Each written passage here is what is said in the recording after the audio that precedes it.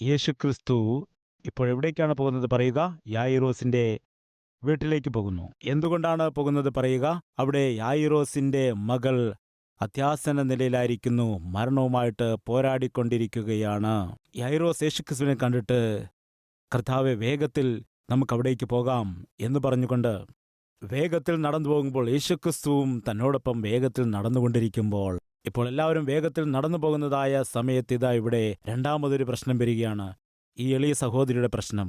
അവൾ യേശുക്രിസ്തുവിനെ തടഞ്ഞു നിർത്തി, യേശുവെ, എനിക്ക് വ്യക്തിപരമായിട്ടൊരു കാര്യം പറയാനുണ്ട്, ദയവ് ചെയ്ത് കുറച്ച് സമയം നൽകാമോ എന്ന് പറയാനുള്ള സമയം പോലും അവൾക്ക് ലഭിച്ചില്ല. ആ ജനക്കൂട്ടത്തിൻ്റെ നടുവിൽ കൂടി വേഗത്തിൽ നടന്നു പോകുന്നതായ യേശുക്രിസ്തുവിൻ്റെ പിന്നാലെ കടന്നു വന്നവൾ വസ്ത്രത്തിൻ്റെ തൊങ്ങലിൽ തൊട്ടു. അവൾ സൗഖ്യം പ്രാപിച്ചപ്പോൾ യേശു നിന്നു. വേഗത്തിൽ പോകുന്നതായ യേശുക്രിസ്തുവും യായിറോസും ശിഷ്യന്മാരും അതുപോലെ ജനക്കൂട്ടവും യേശു നിന്നപ്പോൾ ആർക്കാരിക്കും ആശങ്കയുണ്ടായത് പറയുക? യായിറോസ്, എന്താണ് യേശു നിന്നത്? അയ്യോ, അവിടെ എൻ്റെ മകൾ. യേശു അപ്പോൾ നിന്ന് ചുറ്റും നോക്കി, എന്നിട്ട് പറഞ്ഞു, ആരോ എൻ്റെ വസ്ത്രത്തിൽ തൊട്ടു. ഇങ്ങനെ പറയാനിടയായി. അടുത്തു നിന്ന പത്രോസ്, കർത്താവേ, കർത്താവ് എന്താണിപ്പോൾ പറയുന്നത്? ഇത്രയും ആളുകൾ തിക്കിത്തിരക്കുന്നതിൻ്റെ ഇടയിൽ ആരോ ടച്ച് ചെയ്തെന്നാണോ പറയുന്നത്? ഇത് നമുക്ക് ആവശ്യമുള്ളതാണോ? ഈ കാര്യമൊക്കെ ഇപ്പോൾ ചോദിക്കണമോ? എന്താണ് പറയുന്നത്? യേശുവേ, ഈ കാര്യം ചോദിക്കണമോ? യേശുക്രിസ്തു അവിടെ നിന്നു. ആരോ എന്നെ തൊട്ടു എന്ന് പറഞ്ഞപ്പോൾ, ഒരുപക്ഷെ ഞാനായിരുന്നു പത്രോസിൻ്റെ സ്ഥാനത്തെങ്കിൽ യേശുവിനെ ഞാൻ ടച്ച് ചെയ്തിട്ട്, ഞാൻ തന്നെയാണ് യേശുവെ ടച്ച് ചെയ്തത്, വരും നമുക്ക് പോകാം. ആ ടച്ച് ചെയ്ത വ്യക്തി നമുക്കെന്തിനാണ്? നമുക്ക് മുൻപോട്ട് പോകാം. കാരണം ഈ യായിറോസ് വളരെ ആശങ്കയിലായിരിക്കുകയാണ്, അപേക്ഷിക്കുകയാണ്. അതും ഒരു പള്ളിപ്രമാണിയാണവൻ. അനേകർ എതിർക്കുന്നതായ ആ കൂട്ടത്തിൽ നിന്നും പുറത്തു വന്ന് അപേക്ഷിക്കുമ്പോൾ നിസ്സാരമായ കാര്യങ്ങൾ നോക്കണമോ? ആരോ എന്നെ ടച്ച് ചെയ്തു. ആരാണത്? ഇത് ചോദിച്ചപ്പോഴേക്കും യായിറോസും അവിടെ ടെൻഷൻ അടിക്കുന്നു, അതുപോലെ ശിഷ്യന്മാരും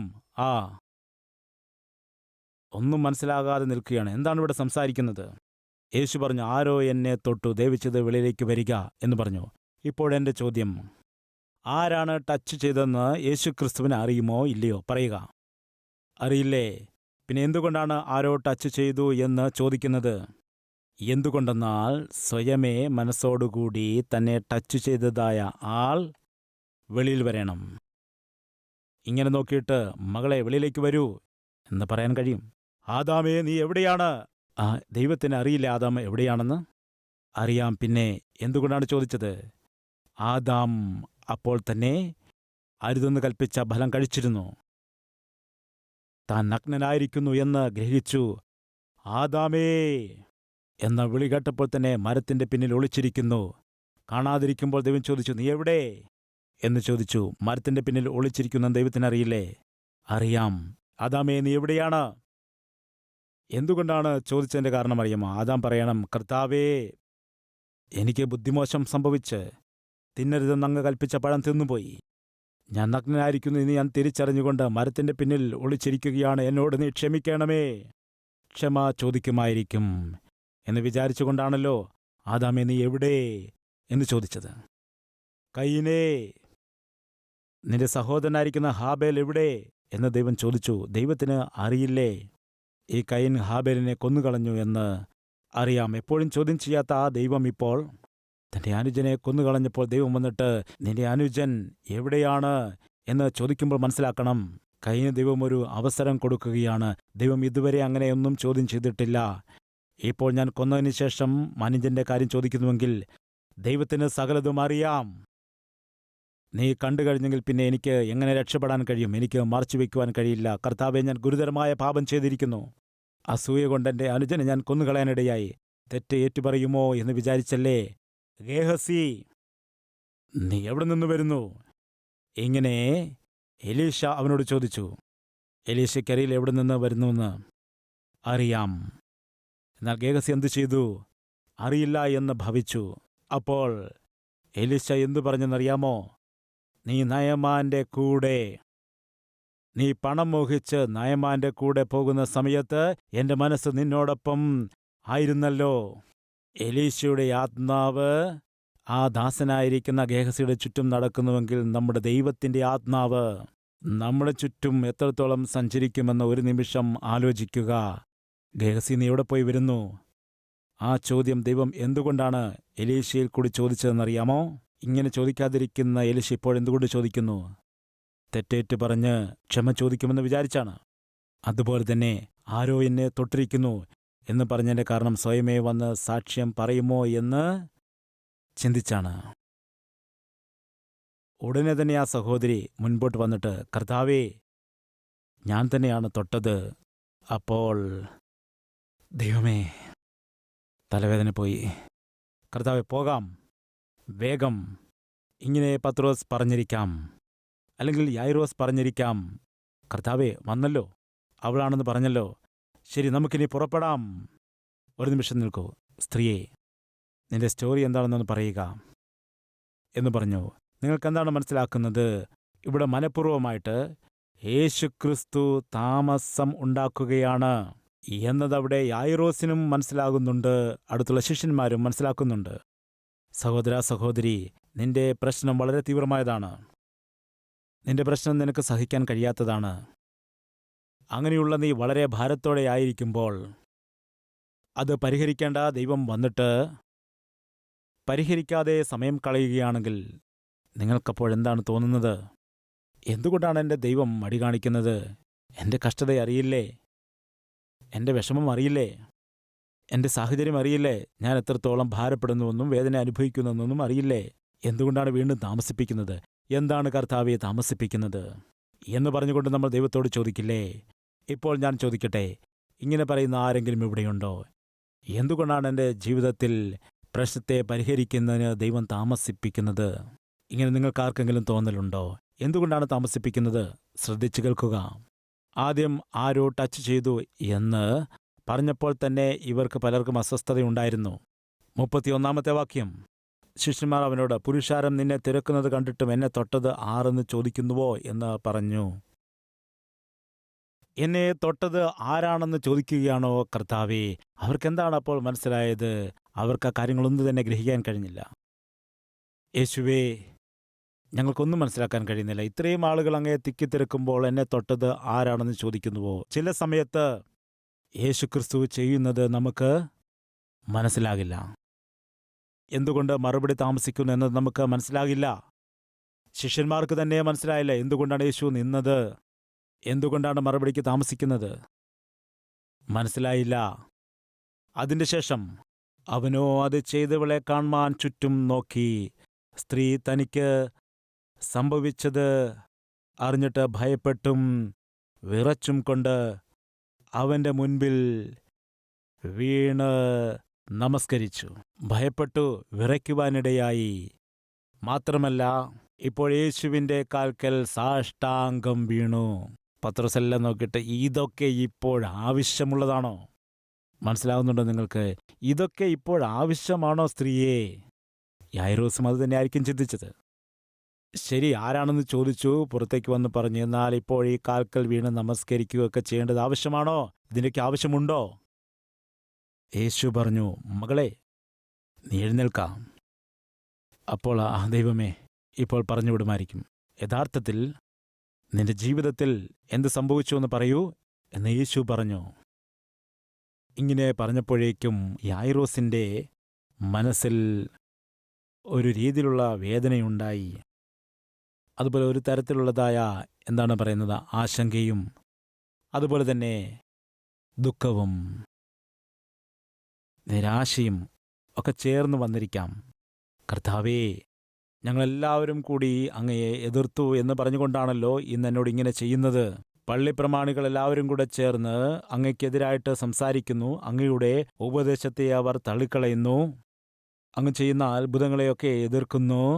എന്നെയും അവരിൽ ഒരാളായിട്ട് എണ്ണിയതുകൊണ്ടല്ലേ ഞാനിപ്പോൾ ഒരു കഷ്ടതയുമായിട്ട് വന്നപ്പോൾ മനഃപൂർവ്വം ഇങ്ങനെ വിടുതലിനെ താമസിപ്പിക്കുന്നത്? അതുകൊണ്ട് മനഃപൂർവ്വമല്ലേ എന്നെ ഇങ്ങനെ ആശങ്കപ്പെടുത്തിക്കൊണ്ടിരിക്കുന്നത്? ഇങ്ങനെ മനസ്സിൽ പലതവണ ചിന്തിച്ചിരിക്കാം. പ്രിയ സഹോദര, സഹോദരി, ശത്രുവിനെ പോലും വിഷമിപ്പിക്കുകയെന്നത് എൻ്റെ കർത്താവിനെ കൊണ്ട് കഴിയുന്നതല്ല. അവൻ തന്നെയാണല്ലോ ഇങ്ങനെ അരുളി ചെയ്തിരിക്കുന്നത്, ശത്രുക്കളെ നിങ്ങൾ സ്നേഹിക്കുക, നിങ്ങൾ ഉപദ്രവിക്കുന്നവർക്ക് വേണ്ടി പ്രാർത്ഥിക്കുകയെന്ന്. യേശു ഒരു കാരണവും കൂടാതെ ആരെയും വിഷമിപ്പിക്കുകയില്ല. ഇങ്ങനെ ചിന്തിച്ചേക്കാം, ഒരുപക്ഷേ എൻ്റെ മകൾ ഇപ്പോൾ ജീവൻ മരണ പോരാട്ടത്തിലായിരിക്കുമ്പോൾ വന്നു രക്ഷിക്കേണ്ടതായ കർത്താവ് മരണകരമായ അവസ്ഥയിൽ ഓരോ നിമിഷവും വളരെ വിലയേറിയതായിരിക്കുമ്പോൾ കടന്നുവന്ന് എൻ്റെ മകളെ രക്ഷിക്കേണ്ട കർത്താവ് ഇതെല്ലാം എന്താണ് ചെയ്യുന്നത്? വസ്ത്രത്തിന്റെ തൊങ്ങലിൽ തൊട്ടെന്ന് പറയുന്നു. ആ സ്ത്രീയെ കാണുന്നു. അതിനുശേഷം അവൾ വെളിയിൽ വന്നു. ഇപ്പോൾ കർത്താവിന്റെ കാൽക്കൽ വീഴുന്നു. എന്താണിത്? ഇപ്പോൾ ഇതിൻ്റെയൊക്കെ ആവശ്യമുണ്ടോ? അതെല്ലാം കഴിഞ്ഞതിന് ശേഷം, മകളെ, നിന്റെ ജീവിതത്തിൽ എന്തു സംഭവിച്ചു എന്ന് പറയുക. അത് കേട്ടപ്പോൾ അവൾ പറയാൻ തുടങ്ങി. സാക്ഷ്യങ്ങൾ പറയുന്ന സമയത്ത് മൈക്ക് പിടിച്ചു വാങ്ങുമല്ലോ, എന്നിട്ട് സമയം മുൻപോട്ട് ഇങ്ങനെ പറഞ്ഞു പറഞ്ഞു പോയിക്കൊണ്ടേയിരിക്കും. ആ ദിവസം അവൾ പറയുന്നത് എന്താണെന്ന് വെച്ചാൽ, കർത്താവേ, ഞാൻ അനുഭവിച്ചത് വളരെ തീവ്രമായൊരു പ്രശ്നമായിരുന്നു, താങ്ങാൻ കഴിയാത്തൊരു പ്രശ്നമായിരുന്നു, വളരെ ബുദ്ധിമുട്ടുള്ള അവസാനിക്കാത്തൊരു പ്രശ്നമായിരുന്നു, ഞാൻ തകർന്നു പോയ ഒരു പ്രശ്നമായിരുന്നു. 12 വർഷമായിട്ട്, കർത്താവെ, 12 വർഷമായിട്ട്. യായിറോസ് അപ്പോൾ ഓർമ്മിച്ചു, 12 സംവത്സരമോ? എൻ്റെ മകൾക്കും 12 വയസ്സാണ്. അവൾ പറഞ്ഞു, ഇവിടെയുണ്ടായിരുന്ന സകല ഡോക്ടർമാരെയും ഞാൻ പോയി കണ്ടു, ആരും എന്നെ സുഖപ്പെടുത്തിയില്ല. യായിറോം വിചാരിച്ചു, ഇവിടെയുണ്ടായിരുന്ന സകല ഡോക്ടർമാരുടെ അരികിലും എൻ്റെ മകളെ ഞാൻ കൊണ്ടുപോയി, ആരും സൗഖ്യമാക്കിയില്ല. ഇതെന്താണ് ഇവളുടെ പ്രശ്നവും എൻ്റെ മകളുടെ പ്രശ്നവും? രണ്ടും ഒരുപോലെയായിരിക്കുന്നുവല്ലോ. കർത്താവേ, 12 വർഷമായിട്ടുള്ള എൻ്റെ രോഗമാണ്. യായിറോസ് വിചാരിച്ചു, എൻ്റെ മകളുടെ പ്രായവും 12ആണ്. സ്ത്രീ പറഞ്ഞു, ഒരു വൈദ്യനും എന്നെ സൗഖ്യമാക്കാൻ കഴിഞ്ഞില്ല. യായിറോസ് വിചാരിച്ചു, എൻ്റെ മകളെയും ആർക്കും സൗഖ്യമാക്കാൻ കഴിഞ്ഞില്ല. ഒരുപാട് പണം ഞാൻ ചിലവഴിച്ചു. യായിറോസും വിചാരിച്ചു, ഞാനും പണം ഒരുപാട് ചിലവഴിച്ചു. ദിവസം ചെല്ലുന്തോറും രോഗം കൂടിയതല്ലാതെ കുറഞ്ഞില്ല. എൻ്റെ മകളുടെ രോഗത്തിന് ഭേദം വരാതെ കൂടിക്കൂടി വന്ന് ഇന്ന് മരണകരമായ അവസ്ഥയിലായിരിക്കുന്നു. കർത്താവെ, ജീവിതത്തോട് തന്നെ വിരക്തി തോന്നിയിട്ട് ഞാൻ മരിക്കണമെന്ന് വിചാരിച്ചിരിക്കുകയായിരുന്നു. എൻ്റെ മകളും ഇപ്പോൾ മരണത്തോട് മല്ലടിക്കുന്നു. എന്നാൽ കർത്താവേ, ആരോ പറഞ്ഞപ്പോൾ നിന്നെക്കുറിച്ച് ഞാൻ കേട്ടു. ഞാനും യേശുവിനെക്കുറിച്ച് ആരോ പറഞ്ഞ് കേട്ടതാണ്. ഞാൻ വിശ്വസിച്ചു. ഞാനും വിശ്വസിച്ചതുകൊണ്ടാണ് അവൻ്റെ അരികിലേക്ക് വന്നത്. ഞാൻ നിന്നെക്കുറിച്ച് കേട്ടു, വിശ്വസിച്ചു. കർത്താവ് നിന്റെ അരികിൽ വന്ന് ധൈര്യത്തോടെ ചോദിക്കാൻ കഴിയാതെ വസ്ത്രത്തിൻ്റെ തൊങ്ങലിൽ ഞാൻ തൊട്ടതാണ്.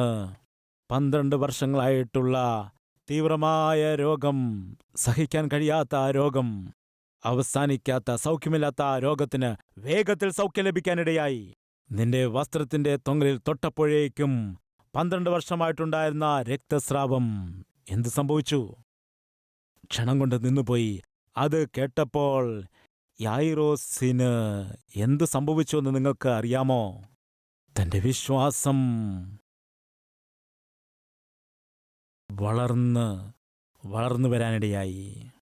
അയ്യോ, 12 വർഷമായിട്ടുള്ള രോഗമോ? എൻ്റെ മകളുടെ വയസ്സും 12ആണ്. ഒരുപാട് ഡോക്ടേഴ്സിനെ കണ്ടെന്ന് പറയുന്നു. ഞാനും ഒരുപാട് ഡോക്ടേഴ്സിനെ പോയി കണ്ടു.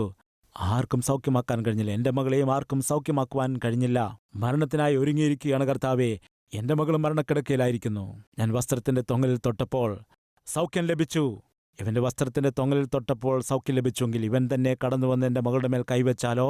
അവൾ മരിച്ചുപോയാലും ശരി, എൻ്റെ മകൾ ജീവിക്കും എന്ന വിശ്വാസം ആർക്കുണ്ടായി? പറയൂ, ആർക്കുണ്ടായി? യായിറോസിന്. അതായിരുന്നു അന്ന് യേശുക്രിസ്തു ചെയ്തതായ അത്ഭുതകരമായ ശുശ്രൂഷ. യഥാർത്ഥ കാര്യം എന്താണെന്നറിയാമോ?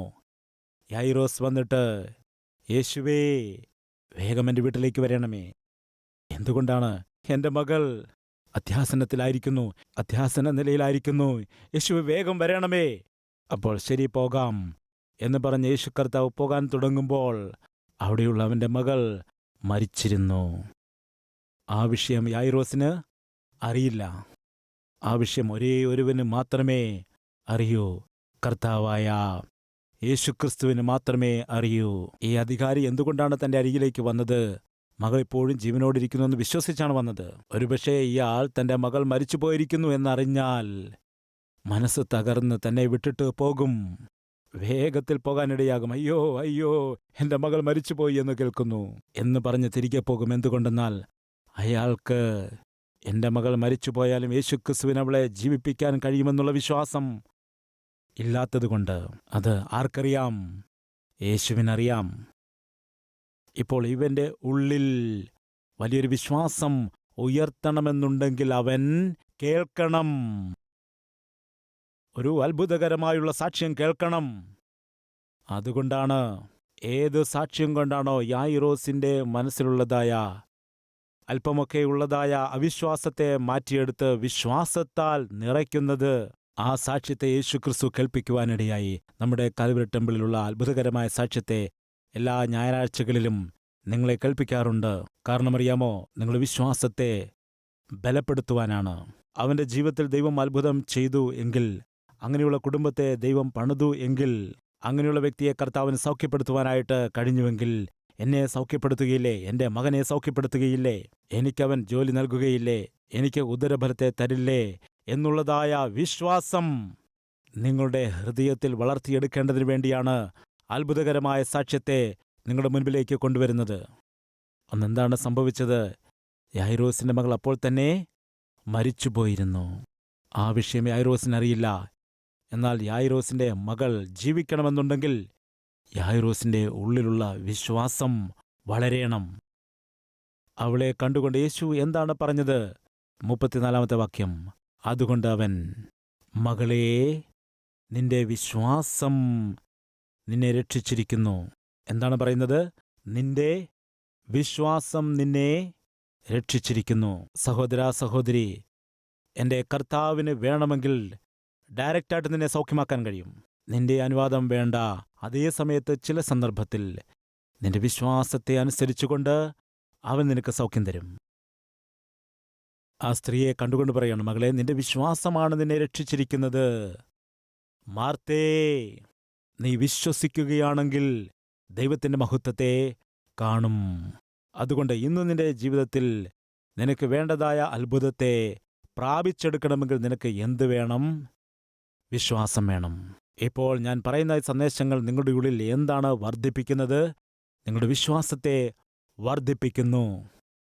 വിശ്വാസം എങ്ങനെയുണ്ടാകുന്നു? വിശ്വാസം കേൾവിയാലും, കേൾവി ദൈവത്തിൻ്റെ വചനത്താലുമാണ് ഉണ്ടാകുന്നത്, ദൈവവചനത്തിൽ കൂടി. അതുകൊണ്ട് പ്രിയമുള്ളവരെ, ഈ സുദീർഘമായ സന്ദേശം നിങ്ങൾ കേൾക്കുവാൻ, അല്ലെങ്കിൽ ഇത് കേൾക്കുന്നതിൻ്റെ ആവശ്യം എന്തുകൊണ്ടെന്നറിയാമോ?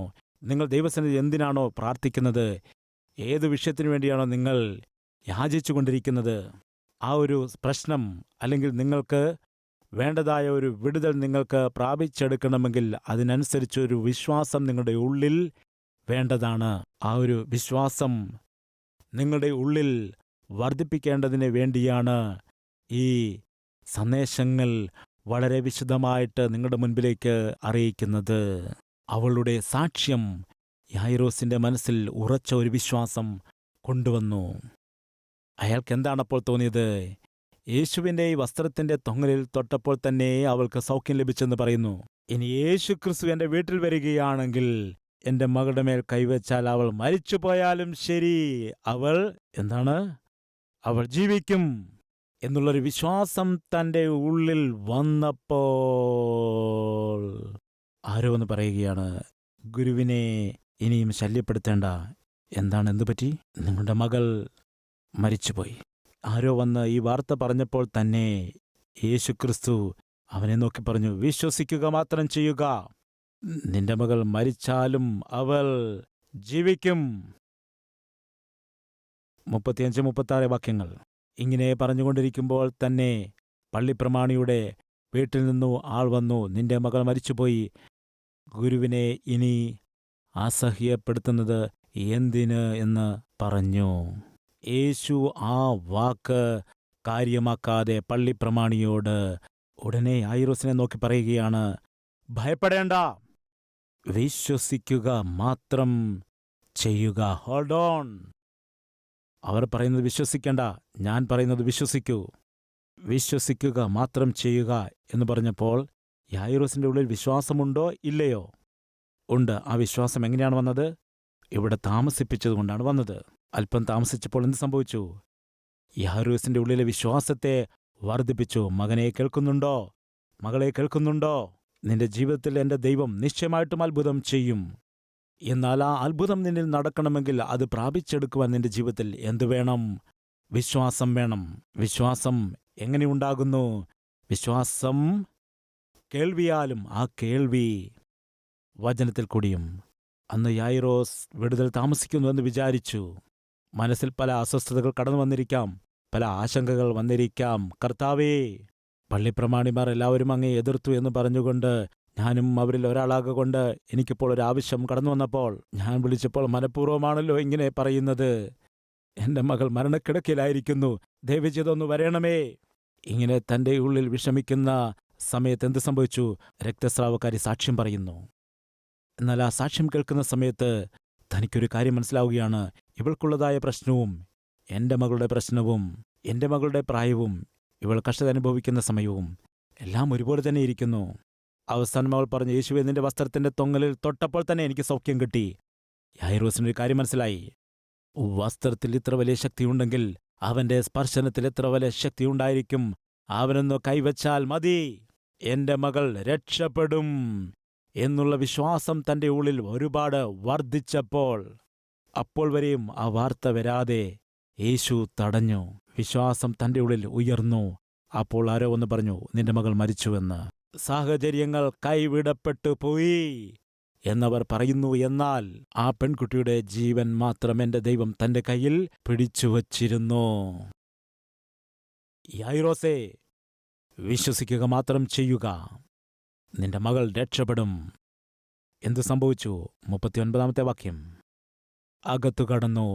നിങ്ങളുടെ ആരവാരവും കരച്ചിലും എന്തിനു? കുട്ടി മരിച്ചിട്ടില്ല, അവൾ ഉറങ്ങുന്നതത്രേ എന്ന് പറഞ്ഞു. അവരോ അവനെ പരിഹസിച്ചു. അവനെല്ലാവരെയും പുറത്താക്കി. കുട്ടിയുടെ അപ്പനെയും അമ്മയെയും തന്നോട് കൂടെയുള്ളവരെയും കൂട്ടിക്കൊണ്ട് കുട്ടി കിടക്കുന്ന ഇടത്ത് ചെന്ന് കുട്ടിയുടെ കൈക്ക് പിടിച്ചു. ബാലെ, എഴുന്നേൽക്ക എന്ന് നിന്നോട് കൽപ്പിക്കുന്നു എന്ന അർത്ഥത്തോടുകൂടി തലീഥാ കൂമി എന്നു അവളോട് പറഞ്ഞു. ഉടനെ ബാല എഴുന്നേറ്റ് നടന്നു. അവൾക്ക് 12 വയസ്സ് ആയിരുന്നു. അവർ അത്യന്തം എന്താണ് വിസ്മയിച്ചു. പ്രിയ സഹോദര സഹോദരി, ഈ 2 പേരിൽ ഒരാൾ ഒരു നിസ്സഹായ സ്ത്രീ, മറ്റൊരാൾ അധികാരി. ഒരാൾ യഹൂദൻ, മറ്റൊരാൾ ആരാണെന്നറിയില്ല. എന്നാൽ യേശുക്രിസ്തു ഇവരെ 2 പേരെ നോക്കിയിട്ട് 2 പേർക്കും ഒരുപോലെ ന്യായം ചെയ്തു കൊടുത്തു. 2 പേർക്കും വിടുതൽ കൊടുത്തു. ഒരാൾക്കാണെങ്കിൽ ഉടനെ തന്നെ കൊടുത്തു, മറ്റൊരാൾക്കാണെങ്കിൽ അല്പം താമസിച്ചു കൊടുത്തു. ഇപ്പോൾ ഉടനെ മറുപടി ലഭിച്ചതായ ഈ സ്ത്രീയുടെ ജീവിതത്തിൽ നടന്ന അത്ഭുതമാണോ വലിയത്? അല്പം താമസിച്ച് മറുപടി ലഭിച്ച അധികാരിയുടെ വീട്ടിൽ നടന്ന അത്ഭുതമാണോ വലിയത്? നിങ്ങൾ പറയണം. ഇപ്പോൾ പറയുക. ഞങ്ങളുടെ ജീവിതത്തിൽ കുറേയൊക്കെ പ്രാർത്ഥനയ്ക്ക് മറുപടി താമസിക്കുന്നുണ്ട് എന്ന് പറയുന്നവർ കരമുയർത്താമോ? അതിൻ്റെ അർത്ഥം എന്താണ്? എൻ്റെ ദൈവം നിങ്ങളുടെ ജീവിതത്തിൽ നിങ്ങൾ ആഗ്രഹിച്ചത്, നിങ്ങൾ ചോദിക്കുന്നത് നൽകാൻ താമസിപ്പിക്കുന്നുവെങ്കിൽ വലിയ ഒരു അത്ഭുതത്തെ അവൻ നിങ്ങൾക്കായി ചെയ്യാൻ പോകുന്നു. ഇത് വിശ്വസിക്കുന്നവർ ആയിരിക്കുന്നിടത്ത് മുഴങ്കാലമടക്കാമോ? പ്രാർത്ഥനയിൽ ഒരുമിക്കാമോ?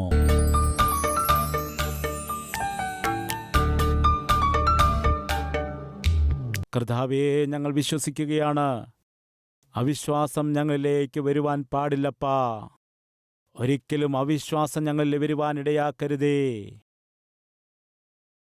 ഇടയ്ക്കിടയ്ക്ക് പിശാച് വന്ന് പറയുകയാണ്, വളരെ കാലതാമസമായിരിക്കുന്നു, ഇനിയും നിന്റെ ജീവിതത്തിൽ ഒരത്ഭുതവും നടക്കുകയില്ല, ഇനിയും നിന്റെ ജീവിതത്തിൽ നീ വിചാരിക്കുന്നത് നേടിയെടുക്കാൻ കഴിയില്ല എന്ന് പറയുന്നു, എല്ലാം കഴിഞ്ഞുപോയിരിക്കുന്നെന്ന് പറയുന്നു. കർത്താവേ, കർത്താവേ, അവൻ്റെ വാക്കുകൾ വിശ്വസിക്കാൻ ഇടയാക്കരുതേ. നിന്റെ വചനം മാത്രം വിശ്വസിക്കുവാനുള്ള മനസ്സ് ഞങ്ങൾക്ക് തരണമേ. വിശ്വസിക്കുന്നു, വിശ്വസിക്കുന്നപ്പാ. എന്താണോ കൈവിടപ്പെട്ടു പോകുന്നുവെന്ന് ഞങ്ങൾ ഭയപ്പെടുന്നത്, അത് നിന്റെ കൈകളിൽ തന്നെയുണ്ട്. അതെവിടേക്കും പോയിട്ടില്ല, അതെവിടേക്കും പോകില്ല. അത് നിന്റെ കൈകളിൽ തന്നെയുണ്ട്. നിന്റെ കൈകളിലിരിക്കുന്നതിനെ ആർക്കും തൊടാൻ കഴിയില്ല. നിന്റെ കൈകളിലിരിക്കുന്നതിനെ ആർക്കും കവർ ചെയ്യാൻ കഴിയില്ല, ടച്ച് ചെയ്യാൻ കഴിയില്ല. കർത്താവേ, ഞങ്ങളുടെ ജീവിതം നിന്റെ കൈകളിലായിരിക്കുന്നു. ഞങ്ങളുടെ കുടുംബം നിന്റെ കൈകളിലായിരിക്കുന്നു. ഞങ്ങളുടെ ശരീരത്തിൽ നീ സൗഖ്യത്തെ നൽകാൻ പോകുന്നു. ഞങ്ങളുടെ കുടുംബത്തിൽ രക്ഷയുടെ പ്രവൃത്തികളെ ചെയ്യുവാൻ പോകുന്നു. രക്ഷിക്കപ്പെടാത്ത ഭാര്യയും രക്ഷിക്കപ്പെടാത്ത ഭർത്താവും മക്കളുമൊക്കെ രക്ഷിക്കപ്പെടാൻ പോകുന്നു. അതോർത്ത് നിന്നെ സ്തുതിക്കുകയാണ്, അതോർത്ത് നിന്നെ മഹത്വപ്പെടുത്തുകയാണ്. ഞങ്ങൾ നന്നായിരിക്കണം, ഞങ്ങളുടെ കുടുംബത്തിന് ഭദ്രതയുണ്ടാകണം, ഞങ്ങളുടെ കുഞ്ഞുങ്ങൾക്ക് പൊന്നുപോലുള്ള ഭാവിയെ ദൈവമേ നീ കൊടുക്കണമേ, മനസ്സലിവ് കാട്ടണമേ. നിനക്ക് തന്നെ സകല മഹത്വവും പുകഴ്ചയും അർപ്പിച്ചുകൊണ്ട് യേശുക്രിസ്തുവിന്റെ നാമത്തിൽ അപേക്ഷിക്കുന്നു പിതാവേ, ആമേൻ.